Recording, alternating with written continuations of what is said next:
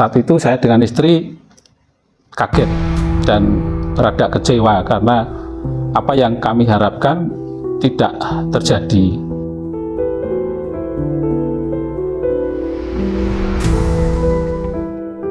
Shalom, berkah dalam. Saya Margareta Tutik Rahayuningsih, biasa dipanggil Bu Tutik atau Buning. Saya menikah dengan suami tercinta pada tahun 1990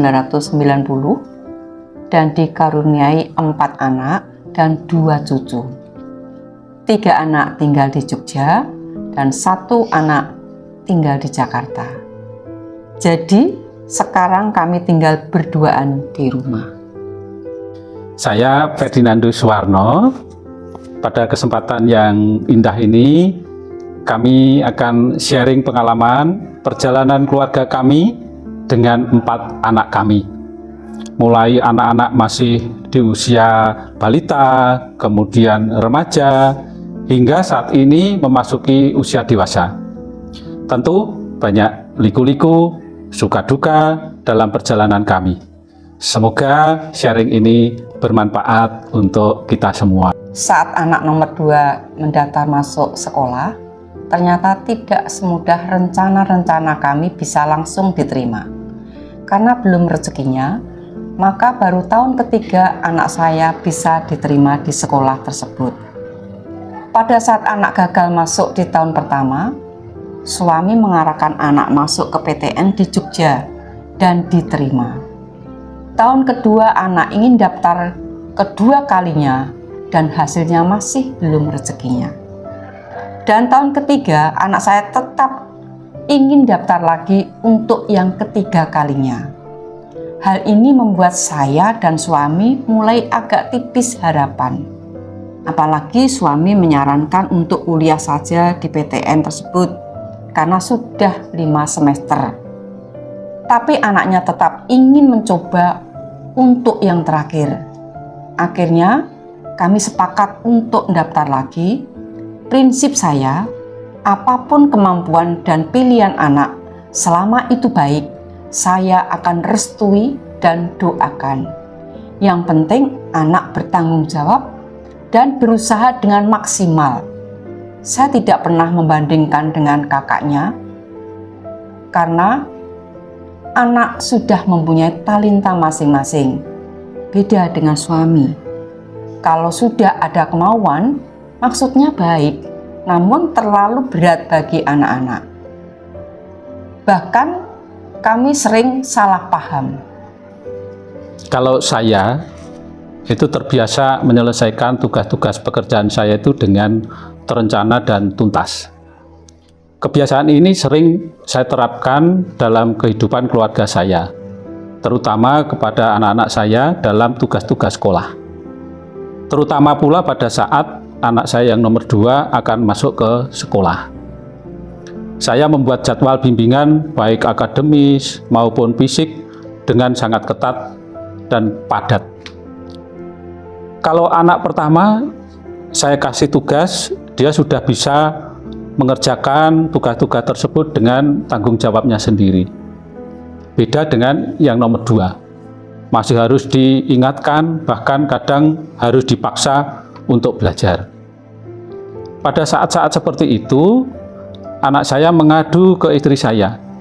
Kalau tugas yang saya berikan sangatlah berat, tapi takut dia tidak bisa menjalankan seperti keinginan saya.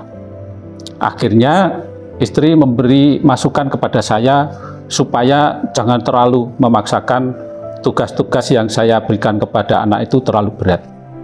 Karena anak mulai ada rasa takut dan minder. Maka dengan masukan seperti itu pun kami tetap ingin mempertahankan sikap saya bahwa anak harus benar-benar mempersiapkan diri dengan maksimal supaya dalam persaingan dengan pendaftar-pendaftar lain anak saya bisa bersaing. Namun hal ini bukannya menjadi solusi, tapi bahkan kadang menjadi satu kesalahpahaman di antara kami.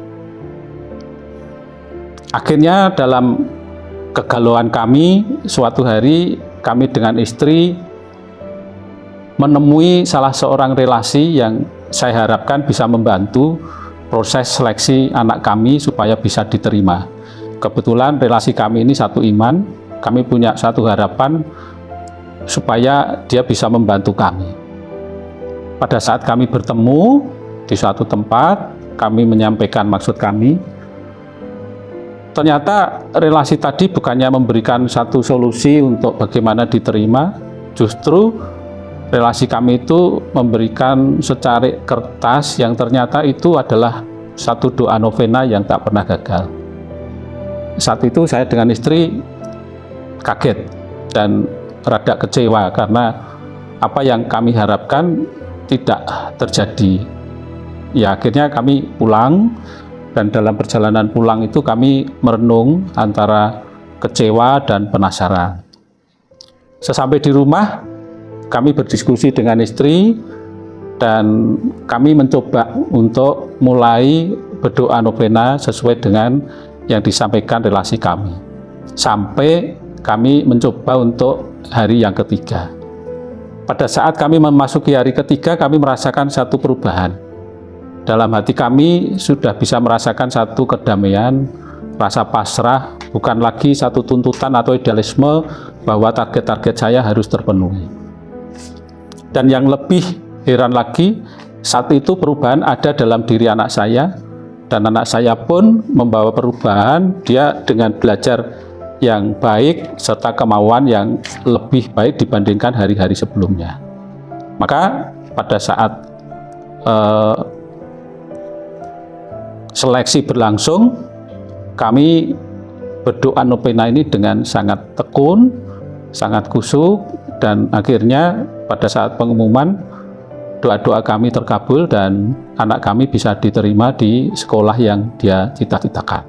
Pengalaman yang mengesankan, yang sangat berharga. Jika anak dibesarkan dengan cemoohan, dia akan belajar rendah diri.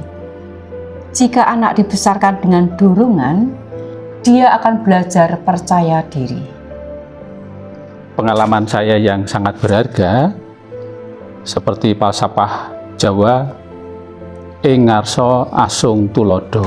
Artinya, pada saat anak-anak kami masih di usia balita, maka kami harus bisa memberikan arah dengan menuntun anak-anak kami di depan anak-anak kami untuk menentukan pilihan serta mengambil keputusan dalam rencana-rencana anak kami pada saat anak masih balita. Yang kedua, pada saat anak memasuki usia remaja, maka kami harus ada di tengah-tengah mereka, atau dalam falsafah ing madya mangun karso. Artinya kita harus bisa menjadi kawan, menjadi sahabat bagi anak-anak kami untuk diajak berdiskusi, untuk menentukan pilihan di masa depannya. Dan pada saat anak menginjak dewasa dan berumah tangga, bahkan mempunyai anak, maka kami sebagai orang tua tutwuri handayani, artinya kami di belakang anak-anak cucu semua dengan memberikan dorongan, memberikan doa supaya anak-anak di dalam menempuh kehidupan baru, menempuh masa depan selalu memperoleh karunia dan mukjizat dari Tuhan karena doa-doa kami bersama. Demikian sharing yang bisa kami sampaikan, semoga bermanfaat. Terima kasih, berkah dalam.